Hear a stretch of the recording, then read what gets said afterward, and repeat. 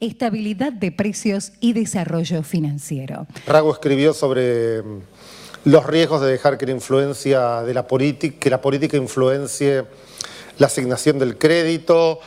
Rob Townsend, complementando eso, impulsa mucho el uso de datos, de microdatos y de la teoría económica para evaluar sistemas financieros. Rob estudió mucho cómo se forman las organizaciones y los entornos contractuales de los sistemas financieros en sociedades medievales, en pueblos de la India. Desarrolló un sistema, unas bases de datos sobre transacciones financieras muy importantes en Tailandia para estudiar el desarrollo económico y financiero de Tailandia. Raghu complementó su trayectoria académica siendo Chief Economist del Fondo Monetario y después fue hasta hace muy poquito el gobernador del Reserve Bank of India, y los dos nos van a traer toda esa experiencia acá a este podio, y no me interpongo más entre ustedes y ellos. Y quiero agradecerles a los dos mucho por estar acá. Thank you for coming.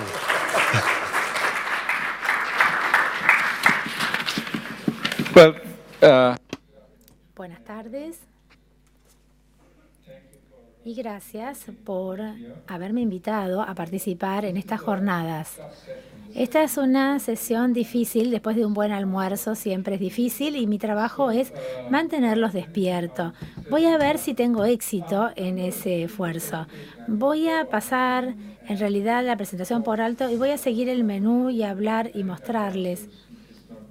Así que no hay demasiado para mostrar, pero permítanme hablar ampliamente sobre el desarrollo financiero, que tiene que ver y está muy relacionado con lo que hablamos esta mañana. Uno de los beneficios más importantes de la estabilización macroeconómica, de la cual la reducción de la inflación es una parte importante, es la capacidad de desarrollar el sistema financiero.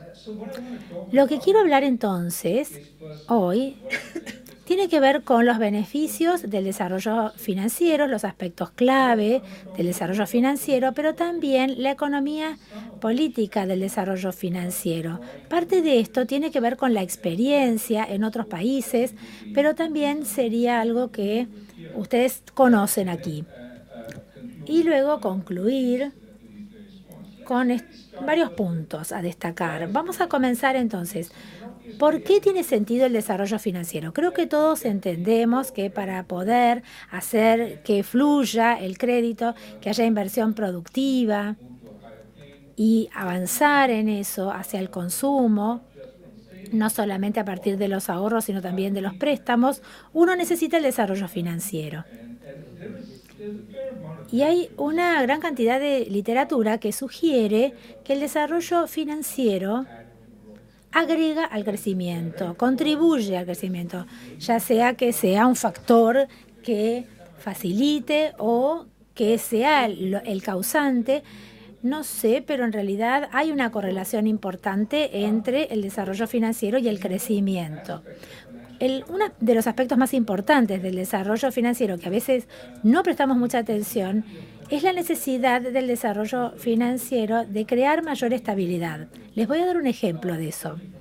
Ciertamente en mi país, en India, lo que nosotros tenemos es un sistema muy orientado hacia los bancos, la bancarización. Casi todos los riesgos caen en los bancos, recaen incluso en las empresas no bancarias. Cuando hay dinero, buscan dinero en los bancos. Entonces, cuando vemos las empresas que no son bancos y toman riesgos, tienen que decir que, o tenemos que concluir que el riesgo está en los bancos.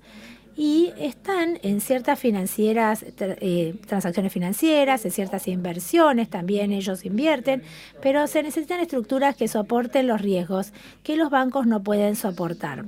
En un sistema que está dominado por los bancos, no hay capacidad de descargar el riesgo a otras estructuras que pueda fluir a las viviendas. sea, esto crea un sistema riesgoso, digamos, porque el riesgo recae en los bancos. Hay algunos mercados que pueden descargar algunos de estos riesgos y tienen estabilidad porque descargan los riesgos del sistema bancario directamente a los hogares. Pero hay un tercer aspecto del desarrollo financiero que creo que cada vez más es observado, y que es el efecto del desarrollo financiero para mejorar la inclusión financiera y a través de la inclusión financiera crear mayor estabilidad política. Porque después de todo, tal como tenemos el debate en los países industrializados y también en desarrollo, cuanto más personas quedan fuera del sistema, más ansiedad, mayor falta de oportunidades y más conflicto político puede emerger potencialmente, y esto afecta el crecimiento. Entonces, si uno quiere tener un crecimiento sustentable, el desarrollo financiero ayuda para brindar la posibilidad de crecer la estabilidad financiera, pero también a través de la inclusión financiera es un aspecto muy importante que aporta, digamos, para el crecimiento. El desafío más importante, todos, por supuesto, queremos el desarrollo financiero. ¿Cómo lo obtenemos? Bueno, los dos desafíos más importantes que quiero destacar hoy es cómo desarrollar financieramente para no desestabilizar la economía.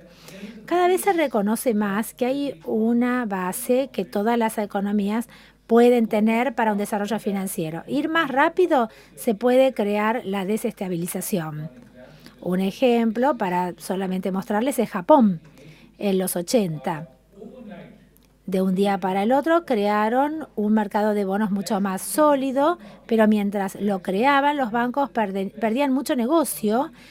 Las mejores empresas iban al mercado de bonos y no iban a los bancos. Entonces los bancos quedaron sin negocio, tenían que encontrar nuevas fuentes de entidades a las cuales prestar, y sabemos que hay un boom de préstamos contra el mercado inmobiliario que llevó a a un colapso importante que empezó al principio de los 90 y que sigue, ¿no? Por supuesto hay otras causas para este episodio en particular, pero ciertamente esta corrida de los bancos a prestar, habían perdido negocios debido al mercado de bonos, fue parte de la razón. La pregunta es, ¿se puede hacer esto para que no se cree al mismo tiempo una inestabilidad? ¿Cómo lo pueden hacer de manera medida? Hay muchos argumentos. ¿Lo hacemos como el Big Bang o lo hacemos gradualmente?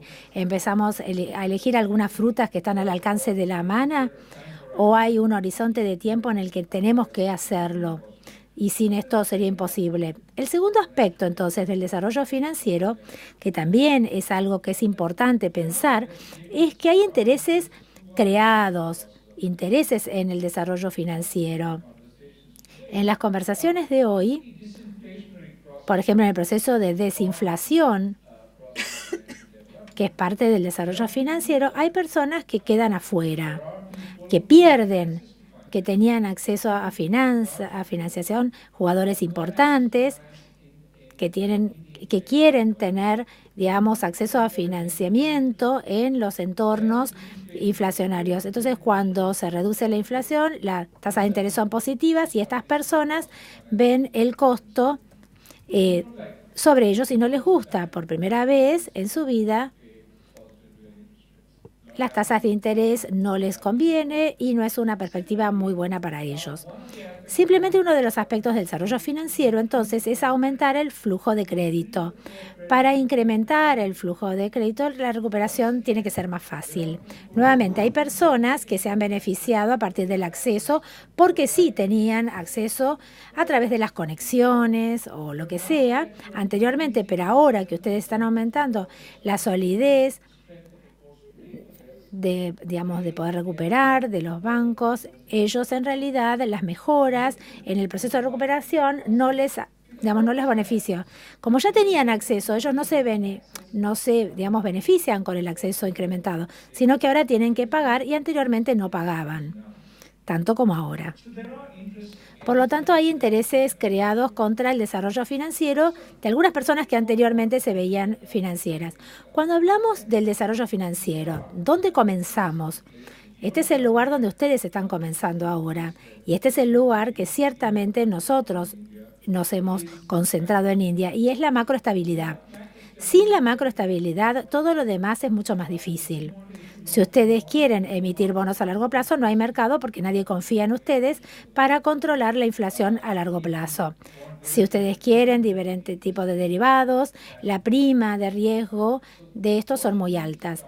Entonces hay que comenzar en realidad con la macroestabilidad. Estar en camino hacia una baja inflación, no quiero repetir los argumentos del panel de la mañana, realmente habló muy bien el panel. El déficit debe ser moderado, del préstamos extranjeros también moderado.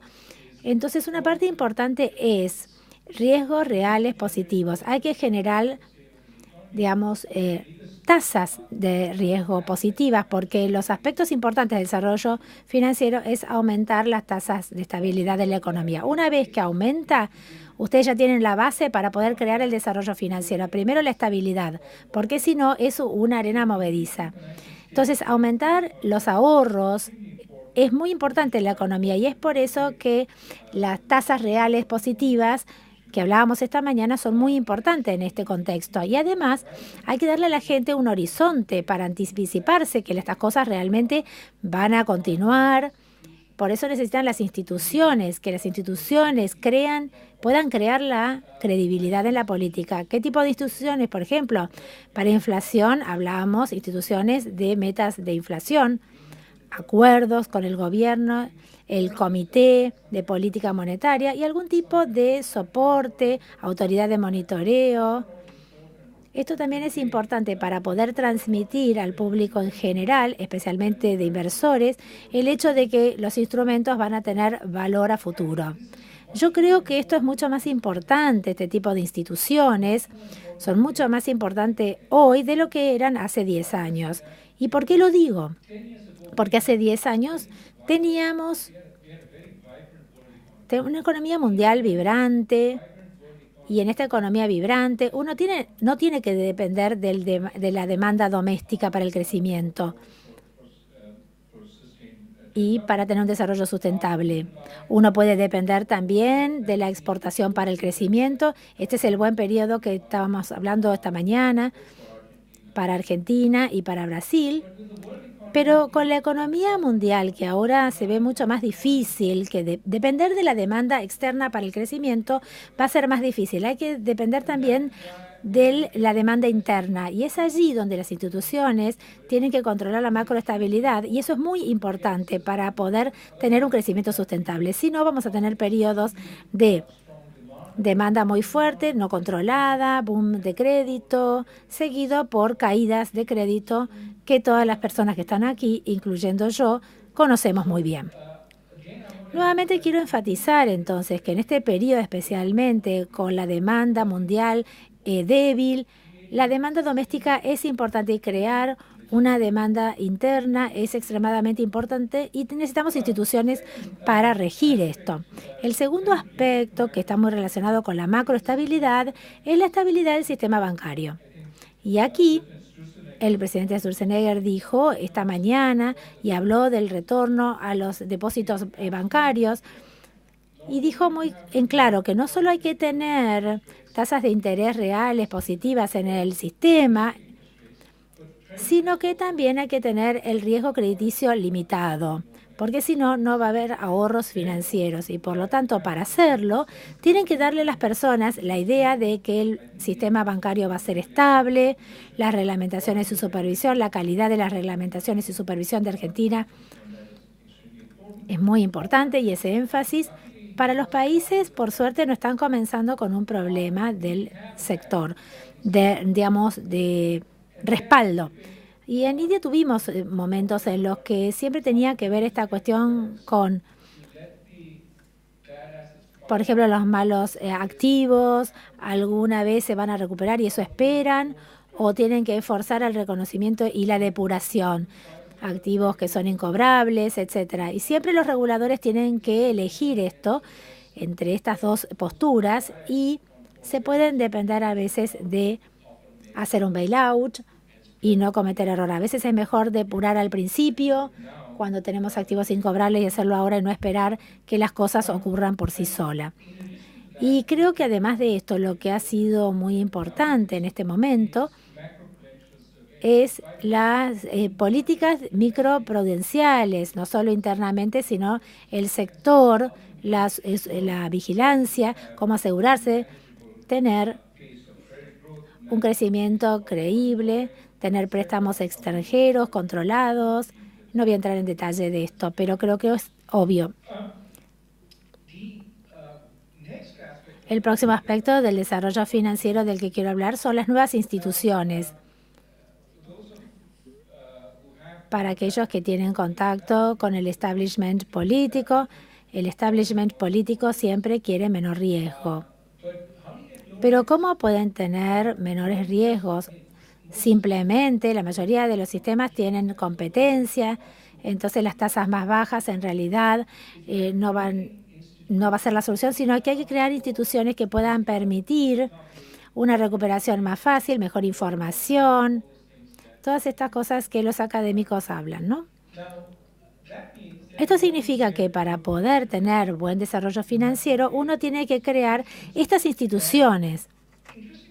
Y lo que es interesante es que este aspecto del desarrollo financiero no lleva demasiada oposición política. A la gente le gusta cuando se crean nuevas instituciones. Se preocupan a veces aquellas que crean competencia. Abrir el sistema financiero, por ejemplo, es una preocupación para los actores de gobierno. Pero en India lo hicimos. No tuvimos mucha oposición de abrir el sistema bancario y permitir que entren nuevos actores. El sistema había sido cerrado durante mucho tiempo y, por lo tanto, los actuales no veían un aumento importante de la competencia a partir de esta apertura. Tal vez porque la cantidad de competencia no era tan grande. Pudimos tener entonces mucha competencia a partir de esta movida y permitimos a una variedad de bancos a ingresar al sistema bancario. No solamente bancos universales o simples, sino una nueva estructura que se llaman banco de pagos, que permite a las empresas móviles a trabajar como bancos. ¿Por qué tuvimos que crear una nueva estructura? Bueno, porque estábamos muy preocupados respecto de las empresas y la capacidad de poder tomar depósitos y préstamos. Iba a crear un problema esto. Podrían hacer autopréstamos, entonces creamos una nueva estructura, donde las empresas que pueden tomar depósitos, pero que no pueden prestar. Lo que podían hacer, por ejemplo, pagos, transferencias, remesas, pueden ser agentes frontales, pero ellos no pueden prestar. Es decir, es como tener un banco más narrow y que permite a las empresas que están en el negocio móvil, por ejemplo, realizar actividades bancarias, pero sin tomar demasiado riesgo. También creamos una estructura llamada los pequeños bancos financieros para que las microempresas de finanzas puedan migrar a una estructura de banco y pueda tomar depósitos, pero limitarlas a prestar solamente a actores pequeños o jugadores pequeños para que no abandonen su negocio tradicional de préstamo. Ambas tipos de instituciones han sido bastante atractivas y vamos a ver después cómo evolucionan, pero han atraído bastantes solicitantes. La competencia de fintech es a veces una preocupación. Todo lo que tiene que ver con fintech tiene muchos beneficios, también mucho entusiasmo, pero hay que distinguir entre el entusiasmo y el temor. Como regulador, en este momento el único enfoque, digamos, razonable es el de sandbox. Dejar que comience la experimentación, que algunos de los jugadores entren en el negocio, tener reglamentaciones para que las tácticas viejas de tomar y correr no funcionen, pero si lo haces, entonces ver cómo funciona y a medida que aumenta entender algunas de las preocupaciones, algunos de los problemas, para poder decidir si de hecho es importante regular. Lo digo porque ya hemos visto en algunas de las jurisdicciones, por ejemplo en China, las consecuencias de los préstamos entre pares. Hubo un gran escándalo al respecto en China recientemente, de manera tal que existen, digamos, riesgos de malversación, pero en la mayor parte confiar cuando se es pequeño y ser más cuidadosos con las regulaciones cuando las instituciones crezcan. Esa sería la norma. En cuanto a ampliar la competencia, la pregunta clave que los reguladores y supervisadores se deben hacer es ¿cuánta competencia es demasiada competencia? ¿Cuánta competencia está más allá de lo que podemos permitir? Porque en algún punto las rentas son la fuente de capital. Si uno quita capital del sistema generando mucha competencia, también puede llegar a generar instabilidad financiera. La pregunta es cuán lejos ir. En este punto, entonces, ciertamente en la India la sensación fue que estábamos muy alejados de la frontera competitiva y que podíamos permitir mucha más competencia antes de llegar al punto donde su falta pudiera desestabilizar el sistema. Lo que es importante, por último, en este proceso de nuevo ingreso de instituciones al sistema es que no haya un arbitraje regulatorio, lo cual permite que un banco central o un supervisor, digamos, siendo que los supervisores supervisan la mayor parte de las instituciones, porque las mismas reglamentaciones se pueden aplicar a todos los participantes. Otro aspecto del desarrollo financiero del que mencioné anteriormente es el de los nuevos mercados, además de las nuevas instituciones.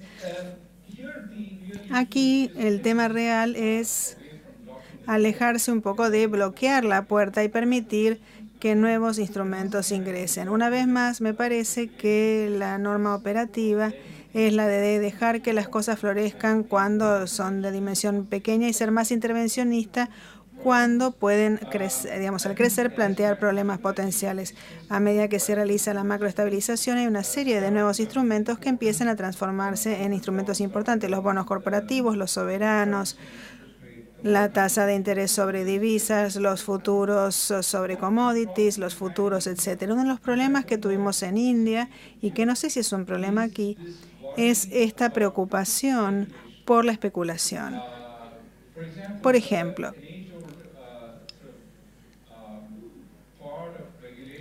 parte de las reglamentaciones en India establecen que no se puede emitir un derivado, no se puede comprar un derivado a menos que tenga un subyacente para cubrir. Nadie puede ingresar al mercado a menos que tenga un subyacente. El problema con esto es quién va a tomar la otra parte. Y resulta que los únicos que estaban dispuestos a asumirlo son los bancos, volviendo al tema este del riesgo de los bancos. Entonces, hay que tratar de convencer a la gente de que la especulación no es algo negativo, de que la especulación agrega deuda al mercado, lo cual que permite la participación de muchos actores, aun cuando, digamos, quieran ganar dinero, y convencerlos de que esto no es malo, que es parte del proceso del mercado. Hemos tenido que enfrentarnos a esto y empezar a permitir que la gente ingresara al mercado sin un subyacente. Ahora las personas pueden tomar posición, lo cual le quita presión a los bancos en cuanto a ser los únicos que sean la contraparte de algunos de estos contratos de cobertura. Otras dos cosas que quería mencionar antes de hablar de la economía política. Los pagos. Una de las partes más interesantes del desarrollo hoy en día son los pagos. Sé que ustedes tienen una estructura de pagos muy interesante en Argentina. Por supuesto, la tecnología facilita muchísimo las cosas. Mañana van a escuchar hablar a Stefan sobre cómo en Suecia crearon esta revolución por la cual el cash ya no se utiliza en su mayor parte. Eso, por supuesto, crea un problema para nosotros en los bancos centrales porque nuestro ingreso viene de eso. Entonces, ¿qué hacer para sustituir el dinero una vez que, digamos, si nos transformamos en entidades menos independientes? Pero es un problema al que nos enfrentaremos de aquí a 10 años, no ahora. Lo que es fascinante es ver cómo de pronto los pagos se han transformado en algo tanto más sencillo, especialmente los pagos electrónicos. Claramente es un desarrollo financiero. Los pagos han ingresado al sector financiero más formal, lo que permite una mejor, digamos, carga impositiva, una mayor transparencia. Y uno de los aspectos importantes a los que nos hemos tenido que enfrentar en este sentido en la India ha sido el de insistir permanentemente en la interoperabilidad. Existe demasiado incentivo para que los participantes generen sus propios sistemas, y nosotros insistimos en que haya interoperabilidad porque hay una cuestión de bien público, además de que hace que el sistema funcione mejor.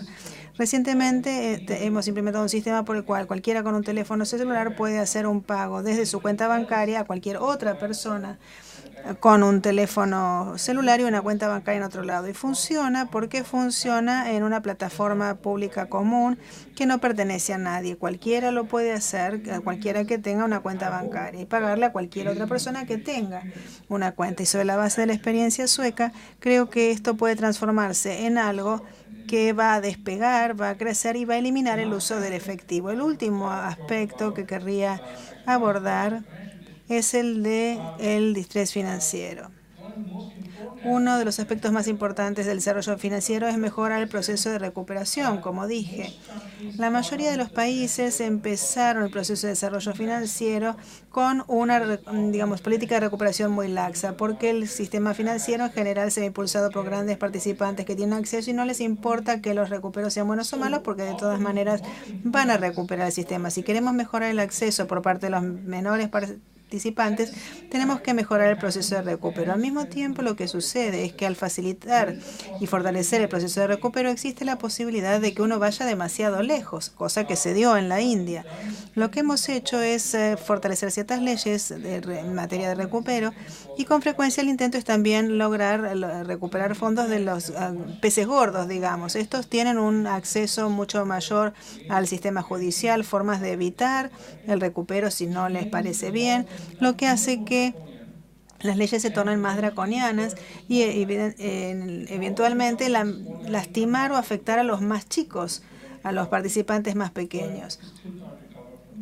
Sabemos que de los grandes sí es posible recuperar, de manera tal que el proceso que se da es asimétrico, y por ende tenemos que tener cuidado de no ser demasiados draconianos, que las instituciones sean equitativas y no favorecer a unos sobre otros. Eso es el equilibrio que hemos tratado de lograr, y una nueva ley sobre quiebras ayudaría en esto. Un último aspecto es la inclusión financiera. Aquí creo que ha habido un cambio fundamental en las visiones, sobre todo en los grandes participantes. No solamente se dice que lo primero que hay que hacer es aumentar el crédito, ese ya no es el mensaje, porque con frecuencia los que reciben crédito no necesariamente tienen las mejores habilidades gerenciales para ese dinero que reciben, no saben cómo administrar los fondos, no saben qué hacer con los fondos. Con frecuencia está esta imagen de la mujer que hace un buen negocio generando dinero, pero ese tipo de actividades que dan plata fácil no son la realidad. La pregunta que resta entonces es si hay buenas formas en que podamos generar ingresos. Y estas son cada vez más difíciles, requieren una cierta dosis de gestión, y por ello es que hemos adoptado la visión de que lo mejor es empezar con que la gente se sienta más cómoda manejando el dinero, que haga pagos, que empiece a ahorrar en sus cuentas bancarias. Una vez que saben hacer eso, que saben cómo hacer pagos, cómo generar ahorros, empezar a ofrecerles crédito, porque van a estar en mejor posición para manejar sus finanzas.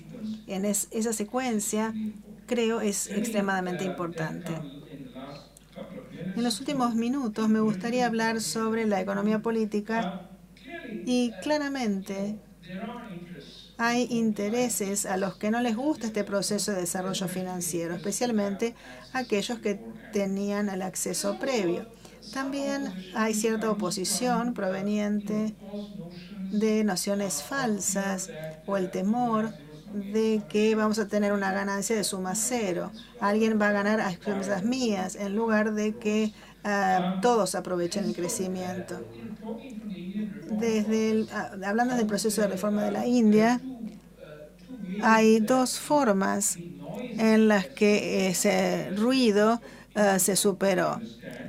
Hay gente que no comprendía cabalmente lo que estaba pasando, y una de las formas de superar el ruido es experimentar un poco y demostrarles que no los afectaba demasiado. Una versión de esto es hacer las cosas de a poquito, mostrar que no pasaba nada cuando pasaba algún problema pequeño. Este proceso de gradualismo, esto es, hacer un poco y después más y más con el tiempo, nos ha resultado. También permitir el ingreso de bancos, una pequeña competencia, y después sí pasar a un sistema más abierto, una vez demostrado que la introducción de la competencia no hacía mella. En segundo lugar, hay que meter un poco subrepticiamente las cosas, digamos, si bien no debo recomendarlo en voz alta. La idea es que a veces las cosas pasen y que la gente, se dé cuenta cuando ya están ahí, esa opacidad técnica puede ser útil. Esto lo recomendaría menos, por supuesto, pero a veces también funciona cuando ya algo está incorporado y no tienen posibilidad de oponerse. Las personas, hay intereses que se oponen activamente, y es aquí donde diseminar las virtudes del desarrollo financiero es una actividad de suma importancia, y es allí donde el Banco Central como predicador entra a tallar. En las democracias occidentales en desarrollo, los bancos centrales no han dicho mucho, y esencialmente tampoco han dicho mucho, simplemente han hecho su tarea y siguieron adelante. Mientras que en los mercados emergentes, donde hay que desarrollar mucho más, también hay que justificar el por qué uno hace lo que hace y por qué es importante para el público en general. Y es por eso que me parece que la comunicación como banca central en este proceso de desarrollo es de suma importancia. No se trata solamente de la política monetaria, sino de la reforma financiera. ¿Y por qué tiene sentido? Esta me parece que es una función importante que los bancos centrales deben desempeñar. Resultado, entonces, conclusiones. El desarrollo financiero es muy importante. Hay nuevas avenidas muy interesantes que se están abriendo hoy en día para explorar, y la clave radica en que la realidad no es que no va a haber oposición, sino que tenemos que ver cómo superar esa pequeña oposición que se genere. Muchas gracias.